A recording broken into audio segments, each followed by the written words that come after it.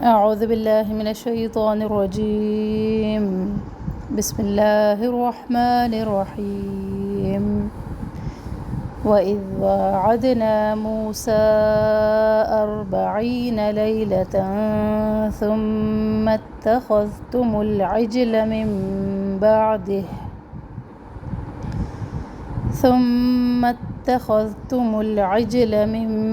بعده وأنتم ظالمون ثم عفونا عنكم من بعد ذلك لعلكم تشكرون. وإذ آتينا موسى الكتاب والفرقان لعلكم تهتدون. السلام علیکم ورحمۃ اللہ وبرکاتہ. سورۃ البقرہ آیت نمبر 51, 52 اور 53 کی تطبیق. وَإِذْ واو ہونٹوں کے گلائے سے، اذ دال کو نرمی سے پڑھنا ہے. وَعَدْنَا دال کے اوپر قلقلہ، نا الف مدہ، موسیٰ مد ہے یہاں پر مد منفصل. 40 را کو موٹا پڑھنا ہے. عی مدہ. لیلتاً لئی یا لین ہے یہاں پر، اس کو نرمی سے پڑھنا ہے. لیلتاً نہیں پڑھنا، لیلتاً. اخفا یہاں پہ. ثم میم مشدد پر ایک الف کے برابر ٹھہرنا ہے. ثم اتخذ. اب یہاں پہ دھیان رکھنا ہے کہ خو اور دال، خو کے ساتھ دال کو موٹا نہ کرے اور دال کے ساتھ خو کو نرم نہ پڑے. ثم اتخذ. خذ. دال جو ہے ہماری زبان کی نوک ہمارے اوپر کے 2 دانتوں کے کناروں سے، جب زبان کی نوک لگے تو وہاں سے دال ادا ہوتا ہے. اذ. تو یہاں پر بھی ثم اتخذ تم العجل. تم پیش بھی ہونٹوں کے گلائے سے ادا ہوتا ہے. تم العجل. لام ساکن ہلے نہیں. اب جیم کو ہلانا ہے کیونکہ جیم حروف قلقلہ میں سے ہے. 5 حروف قاف، طا، با، جیم، دال. جب ان کے اوپر ساکن آ جائے تو یہ ہلا کے پڑھے جاتے ہیں اور ان کو حروف قلقلہ بھی کہتے ہیں. اور ان کا مجموعہ جو ہے قطب جدن، قطب جدن کے نام سے یاد رکھیں تو انشاءاللہ آسانی ہوگی. عجل من بعدہ. میم نون ساکن پر اقلاب کا قاعدہ. نون ساکن کے بعد جب حرف با آ جائے تو نون کی آواز میم میں بدل جاتی ہے اور ان کی مقدار بھی ایک الف کے برابر ہے. من بعدہ. اگر اس کو ہم پڑھیں من بعدی تو ہم نے اس کی مقدار کو کم کر دیا، جو کہ لحنی خفی میں سے ہے، پوشیدہ غلطیوں میں سے ہے. وَأَنْتُمْ نون پر اخفا. أَنْتُمْ ظَالِمُونَ. اب وہ جو ہے نرمی سے پڑھنا ہے. وہ، ذال اور ثا. ان تینوں کے مخارج جو ہیں ایک ہیں، ان تینوں کا مخرج ایک ہے اور یہ 3 حروف ہیں. پھر ڈفرنس کہاں پر ہے کہ وا جو ہے یہ موٹا حرف ہے، اس کو زا نہیں پڑھنا اور اس کو وا نہیں پڑھنا. ظالمون. ہلکے سے زبان اوپر جائے گی، ہلکے سے زبان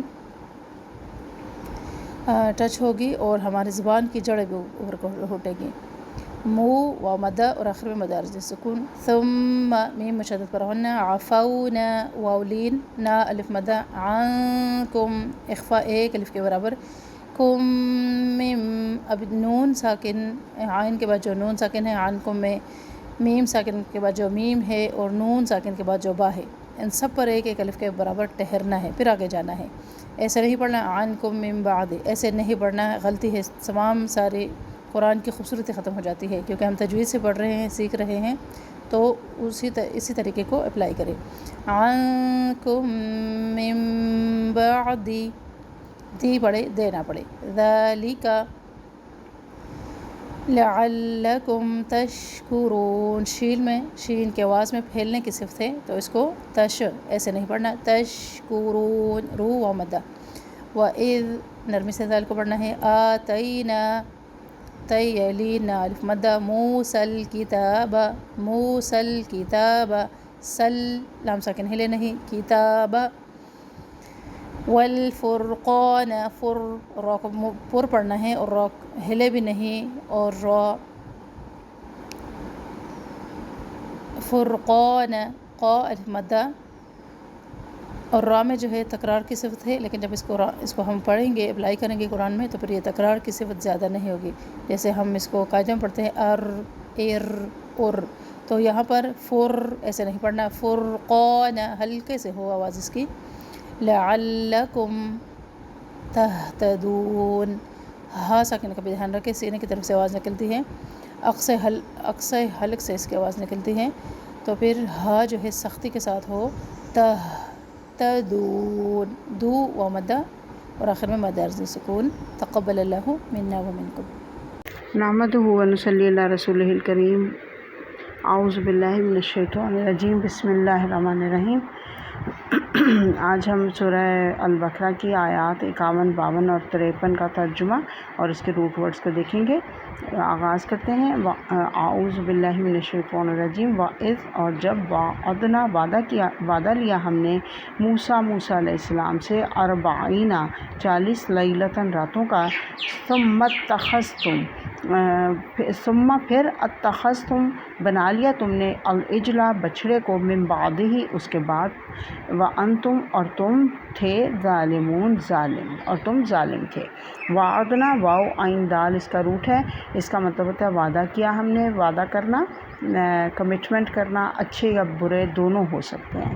اور موسیٰ، میم واو سین روٹ ہے اس کا، موسیٰ پیغمبر کا نام ہے، پہلے رسول تھے جن کو مستقل شریعت عطا ہوئی تھی، وہ حضرت موسیٰ تھے۔ اس سے پہلے جو حضرت ابراہیم کو صحیفے دیے گئے، لیکن مستقل شریعت جو ہے وہ حضرت موسیٰ کو پہلے رسول تھے جن کو دی گئی۔ پھر اس کے بعد ہے لیلۃً، لام یا لام روٹ ہے اس کا، غروب آفتاب سے لے کر طلوع آفتاب تک کے وقت کو کہا جاتا ہے۔ اور پھر ہے اتخذتم، حمزہ خا ذا اس کا روٹ ہے، اس کا مطلب بنا لیا تم نے، یعنی اخذ کر لینا، کوئی چیز بنا لینا۔ العجلہ، عین جیم لام ہے، بچھڑے کو بھی کہا جاتا ہے اور جلد بازی کو بھی کہا جاتا ہے۔ ہم اردو میں بولتے ہیں نا عجلت، یہ وہی روٹ ہے، کسی چیز کو اس کے وقت سے پہلے حاصل کرنے کی کوشش کرنا۔ پھر اس کے بعد ہے اگلی آیت، ثم پھر، عفونا معاف کر دیا ہم نے، عنکم تم سے، من بعد ذالک اس کے بعد سے، لعلکم تاکہ تم، تشکرون تم شکر کرنے والے بن جاؤ۔ اس کا روٹ ہے عفونا کا، عین فا واو، اس کا مطلب ہوتا ہے معاف کیا ہم نے۔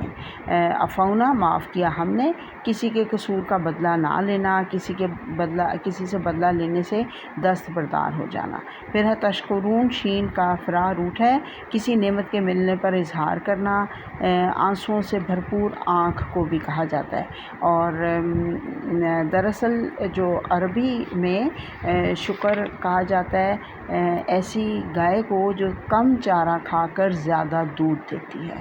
اور شکر کی 3 قسمیں ہوتی ہیں، شکر قلبی، شکر لسانی اور شکر بالجوارح، یعنی قلبی سے دل سے شکر ادا کرنا، لسانی کا مطلب زبان سے شکر ادا کرنا، جوارح کا مطلب اپنے اعضاء سے شکر ادا کرنا۔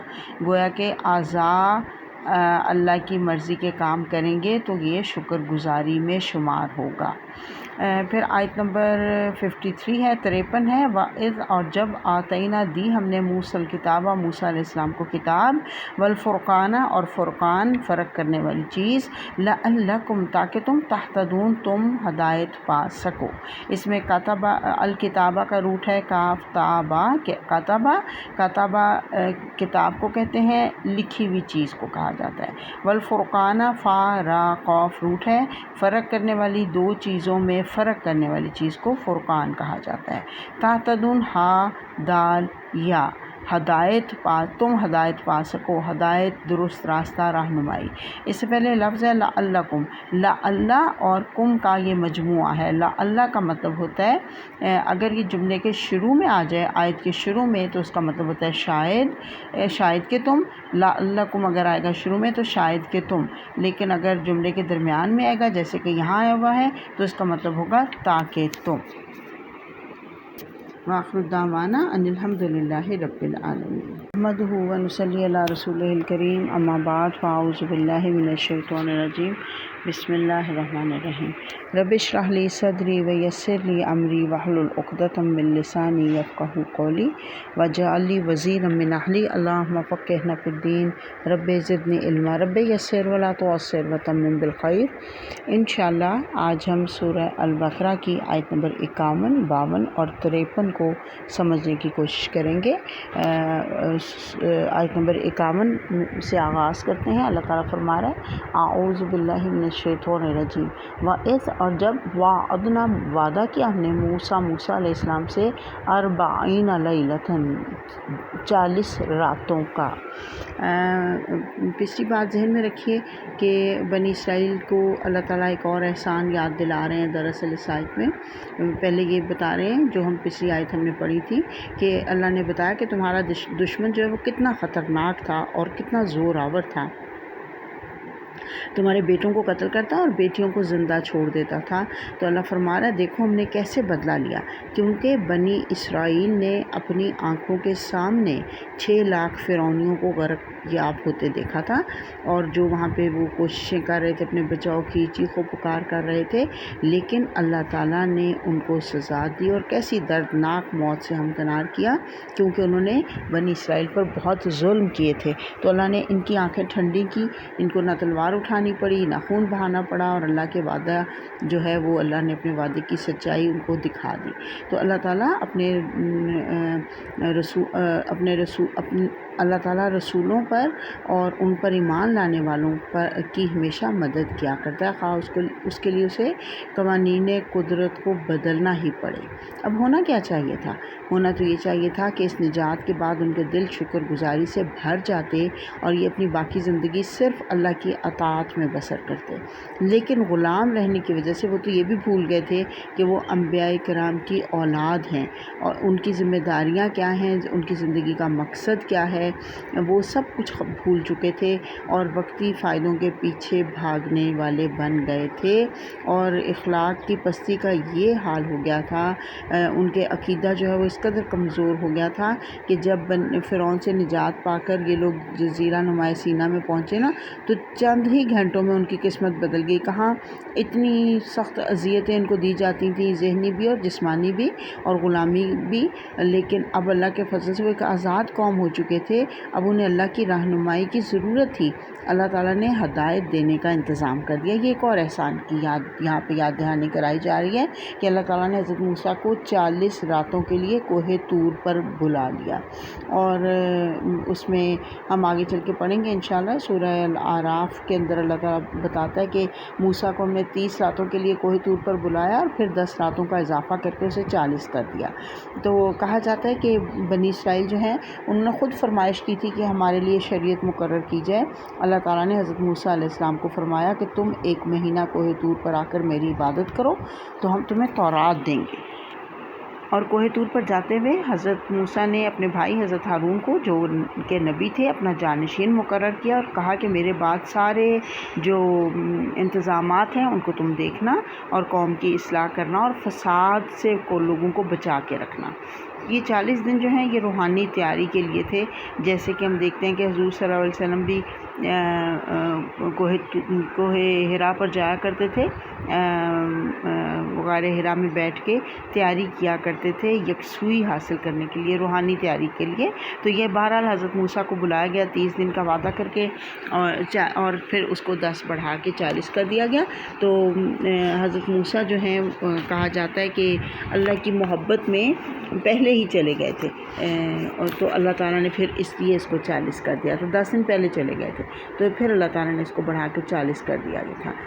अच्छा, फिर अल्लाह फरमा रहा है कि हुआ क्या कि मैंने मूसा को बुलाया था शरीयत देने के लिए, लेकिन सुम्मत्तखज़्तुम, तुमने बना लिया अल इजला, बछड़े को, मिन बादे ही, उसके बाद, व अंतुम ज़ालिमून, और तुम तो ज़ालिम थे। अल्लाह फरमा रहा है तुम तो ऐसे ज़ालिम हो कि तुमने मूसा अलैहिस्सलाम के जाने के बाद, फ़िरौन से निजात पाने के बाद, अल्लाह की कुदरत की बड़ी बड़ी निशानियाँ देखने के बाद, बजाय इसके कि तुम सजदा शुक्र अदा करते, तुमने क्या किया कि تمہیں چاہیے یہ تھا، موسیٰ علیہ السلام چلے گئے ہیں لیکن ہارون موجود تھے علیہ السلام، لیکن تم نے بجائے اس کے کہ ان کی اس میں اطاعت کے اندر زندگی گزارتے، تم نے اور اس رب کا شکر گزار ہوتے، تم نے کیا کیا کہ تم نے پیچھے سے بچھڑے کو معبود بنا لیا۔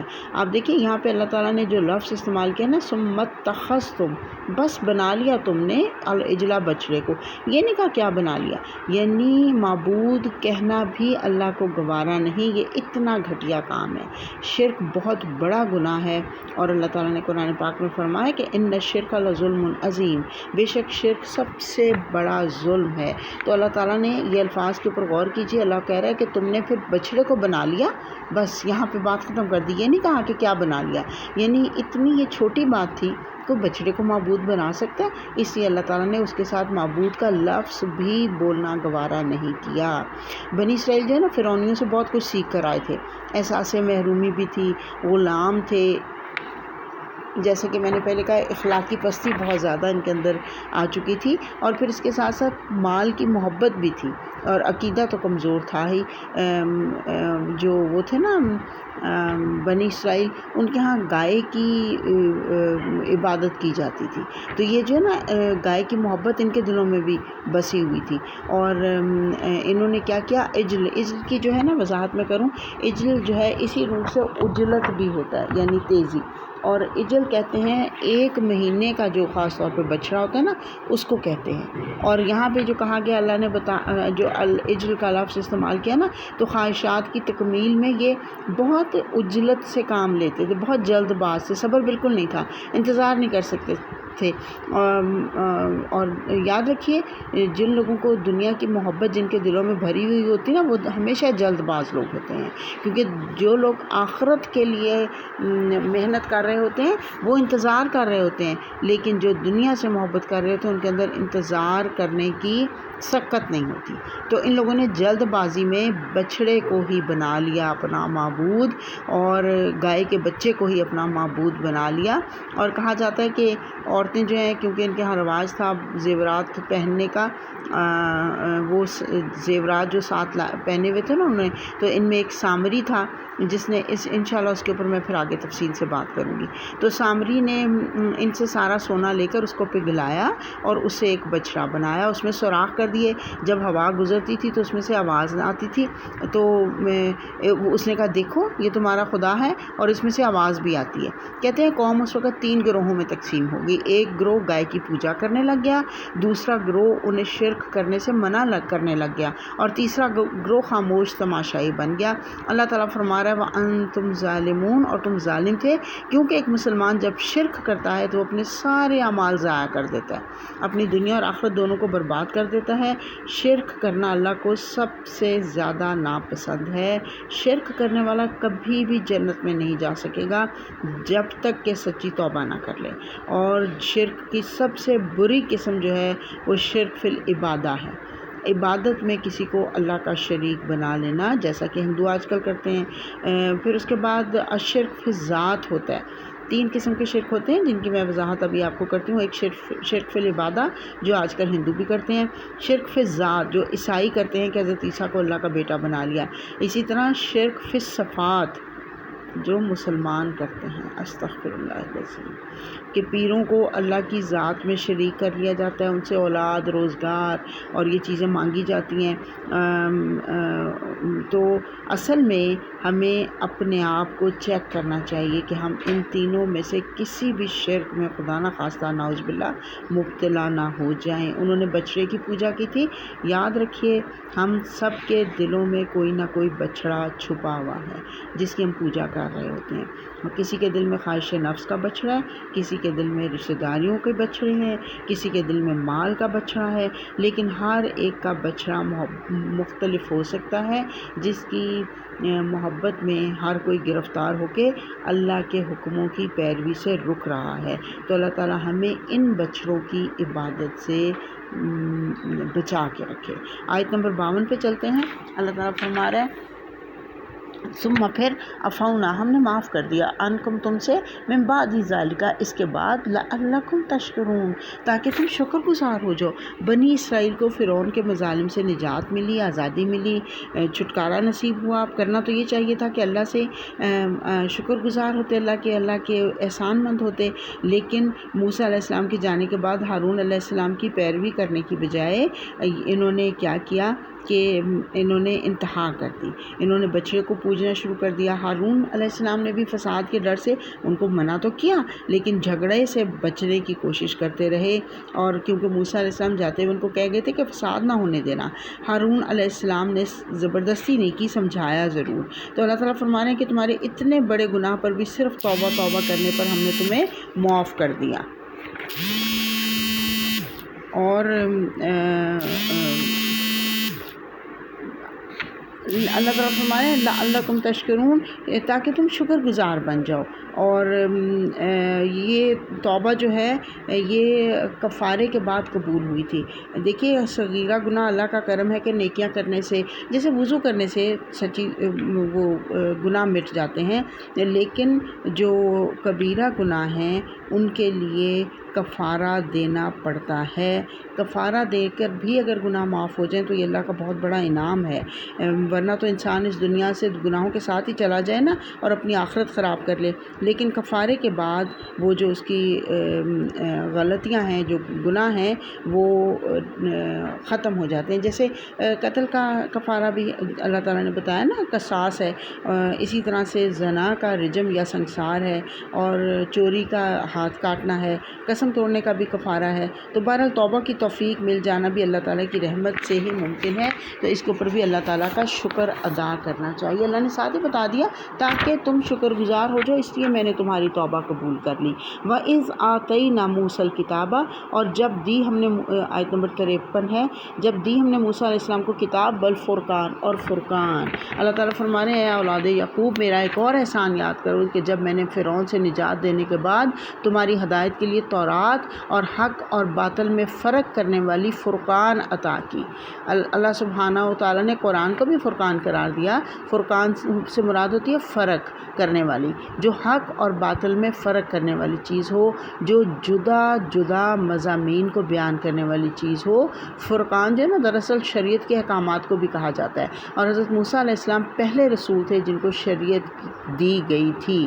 گویا کہ تمام اعتقادی اور عملی اختلافات کا فیصلہ جو ہے اس کتاب کے احکامات سے ہوتا ہے.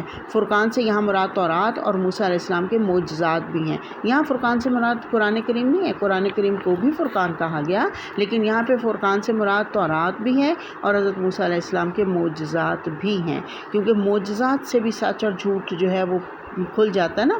جھوٹے داموں کی کلائی کھل جاتی ہے، جیسے جادوگروں کی کلائی کھل گئی تھی. تو پتہ چلا کہ ہدایت جو ہے وہ صرف کتاب سے ملتی ہے.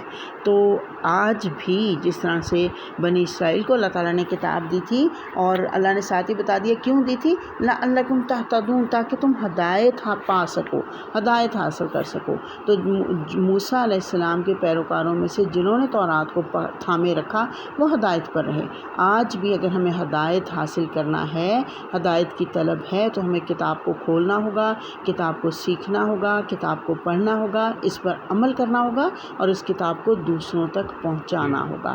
تو ہی یہ کتاب میرے اور آپ کے لیے ہدایت کا ذریعہ بن سکتی ہے. وآخر دعوانا ان الحمد للہ رب العالمین. اللہم انس وحشتی فی قبری، اللہم ارحمنا بالقرآن العظیم واجعلہ لی اماما ونورا وہدی ورحمہ.